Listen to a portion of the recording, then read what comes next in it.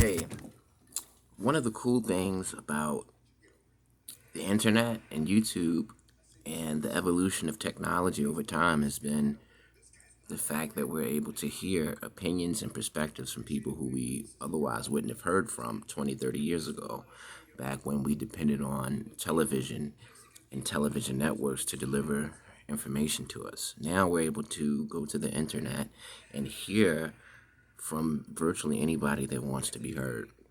And one of the most important things that I've heard from someone who I've never heard from has to deal with the gang culture in LA specifically, but it can apply to gangs in general.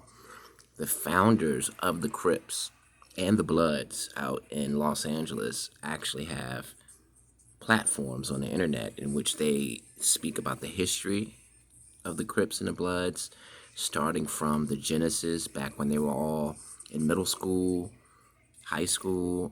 They talk about the foundation. They talk about the important members who developed crucial aspects of the gangs. They talk about the person who came up with the actual Crip sign and the blood sign. I mean, they go into such nuanced, detailed information that you can actually write a book based on the interviews that they provide. And I strongly suggest that you go to a YouTube channel called KevMac Videos, because he is a pioneer in getting these foundational original members of the Crips and Bloods together to speak about the history of these two gangs. And these guys are generally in their 60s and 70s. They were born in the 1950s, and they came of age in the 70s, late 60s.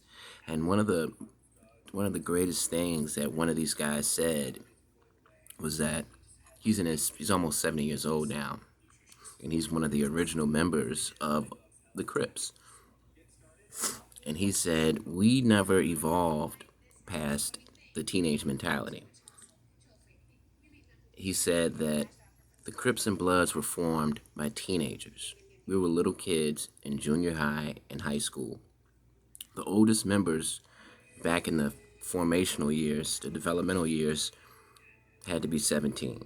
If you were 17 years old in the year 1970 or 71 or 72, you were considered to be one of the older members of the Crips. The vast majority of the members were younger than that. And this guy said, we never actually evolved past the teenage mentality because the gang was invented and created by teenagers. Therefore, the actions of the gangs reflected what teenagers do. We stole bikes. We stole leather jackets, which were in style in the 70s. We fought over parks and turf. And we never actually evolved past that mentality once we became adults. You know, we grew up. We eventually started going to prison. And we eventually got into our 20s and our 30s. But we never actually evolved the ethos and the structure of the gang beyond the original point in which it started when we were teenagers. And I find that interesting because the Mafia, on the other hand, the Italian Mafia, like Cosa Nostra, was not started by teenagers. It was started by grown men in Italy way back in the 1800s. And once it actually evolved into the Mafia that we're all familiar with, they didn't allow young people to join. First of all, they only initiated members once every 5 to 10 years. And you had to be at least 35 years old in order to be a member, you know.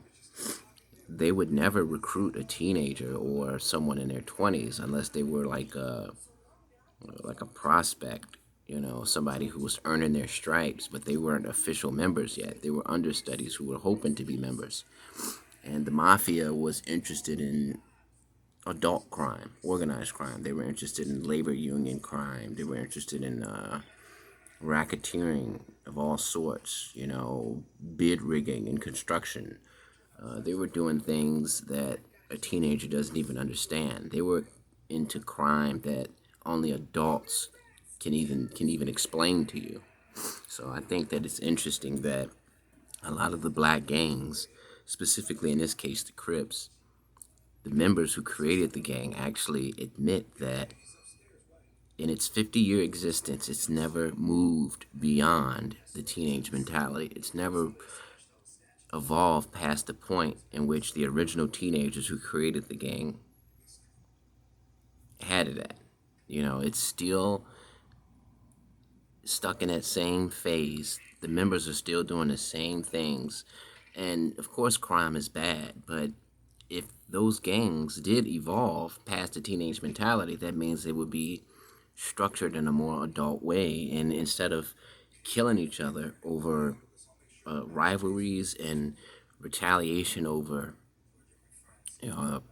someone killed my friend, so I'm going to kill you, they would actually be at a point where they can have a board of directors like the Mafia did.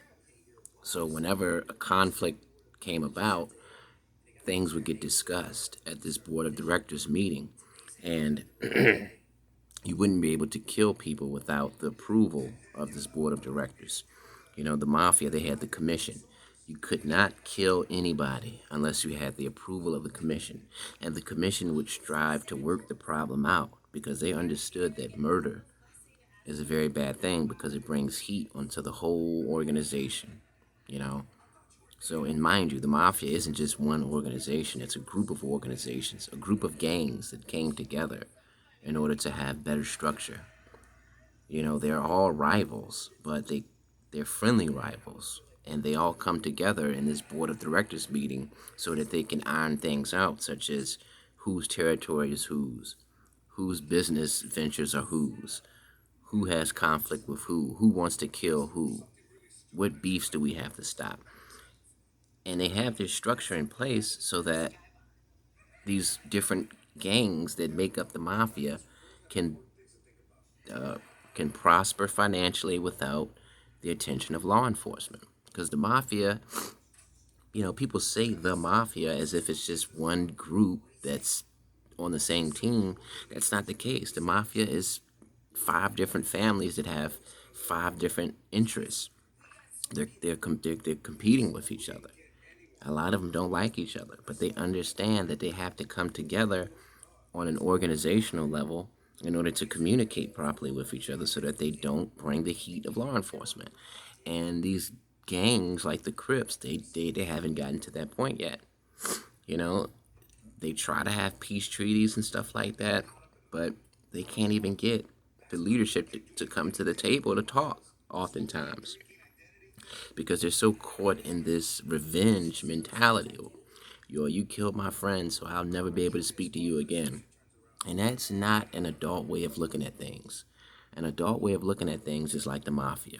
Okay, you killed my friend, but I'm not going to retaliate because that's going to bring heat on all of us. Okay? Instead of starting a full-blown war, what we're going to do is we're going to iron this problem out. Each side is going to be able to voice their opinion, and each side is going to contribute to the solution of this problem.